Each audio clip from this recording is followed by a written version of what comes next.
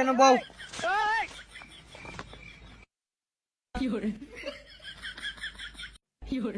ভাই সাহেব বুঝছেন এমনের যে দিনটা ফুলাই নেই এই নয় সেই নয় বুঝছেন আমরা দেখছিও না আর বান করে যাই যে আজকে বুঝুন দিদি পাই যে এনে ধরবাম কি কই বাইন কোন ডিজিটাল যুগ আমার বয়সে মাইয়া কিসক চিদি নে মনছে আমরা কিসক চিদি আরে হন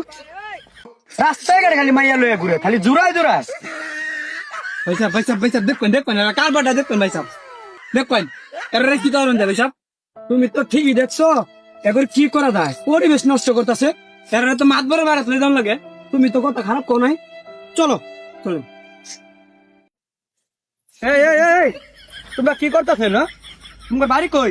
আর তুমি কার বলা এনে মাইয়া লয়ে বইরিছ এই এলাকাটা তো নষ্ট করতেছ তোমার মাত ধর কাছে নিয়ে যাই তুই আয়ো হ্যাঁ এই ধরো ধরো এই তোমরা কইতে গেছো আয়ো তোরা ছাড়তাম না তোরা বে না দে তোরা ছাড়তাম না তোরা বে দাও ভাই ভাই বাইতে করে চলো চলো তোরা আগে বে কেন আকবরে মাদ্রাসা মানে মাদ্রাসা বাড়ি নাই যে মাদ্রাসা একটা কমনে একটা বিয়েত তো করা খায়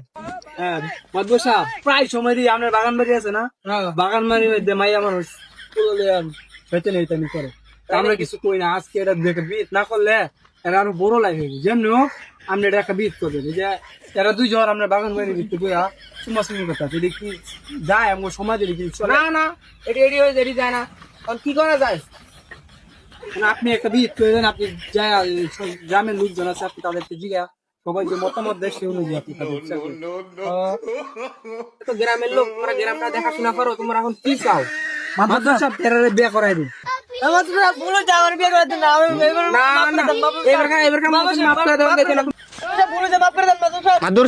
মাদুর সাহেব মায়ের বয়স কত দিকান্ত তোমার বয়স কত 12 বছর 12 বছর ছোট মায়ের বিয়ে করতে